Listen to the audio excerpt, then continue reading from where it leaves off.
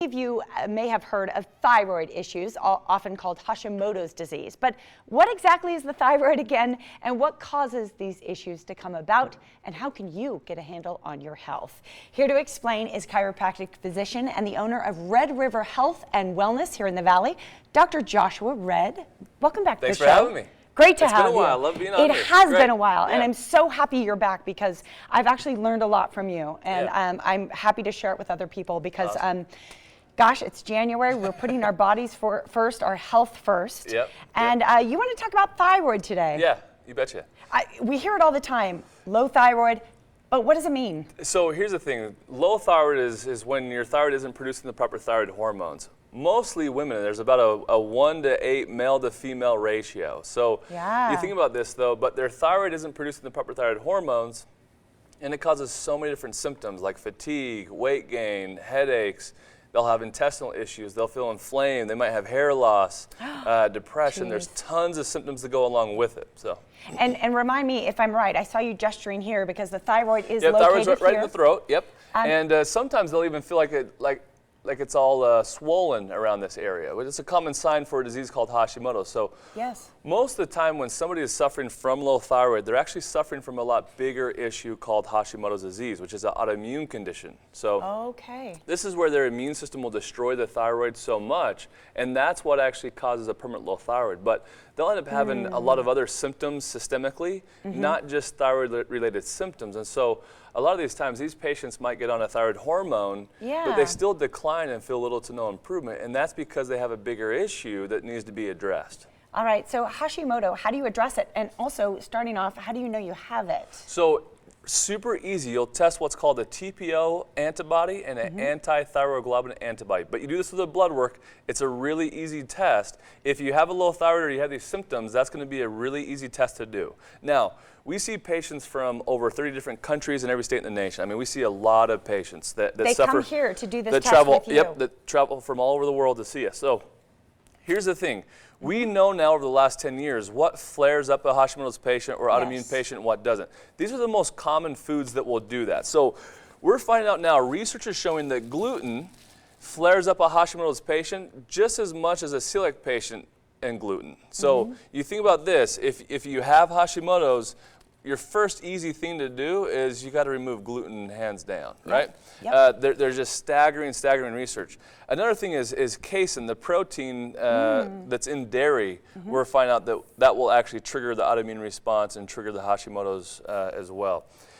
Aspartame and diet, diet sodas and things like that. That actually causes so many problems with what's called the gut microbiome.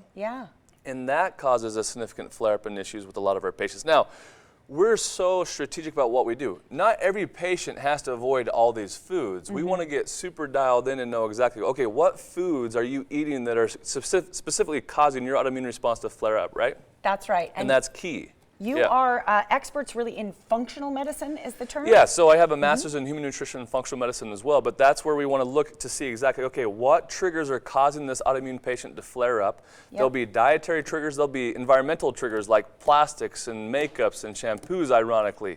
And then there'll be physiological imbalances that are within the body that cause it to flare up, for sure. Yes, and the great thing is at RedRiver, you do these extensive tests with each patient so you can find out what is individually affecting that patient. Exactly. Speaking of patients, I'd love to bring on April Taggers. April, welcome to the show. Thank you. Come on in. Congratulations. You came to RedRiver for what reason? What symptoms were you experiencing? I had extreme fatigue. I had a lot of weight gain. I had a lot of bloatedness. My hair was actually falling out. My skin got very dry. I couldn't sleep. Just so many different symptoms, and my joints hurt. My joints hurt so bad I really thought I was going to be diagnosed with rheumatoid arthritis. Dr. Red, what did you find was her condition? So she ended up having Hashimoto's disease. So she had low thyroid for a long time, but didn't know she had Hashimoto's. And then she came to us. We found out that she did indeed have Hashimoto's.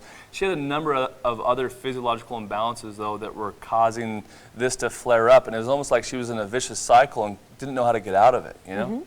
I didn't think I could have got out of it without your help, that's for sure.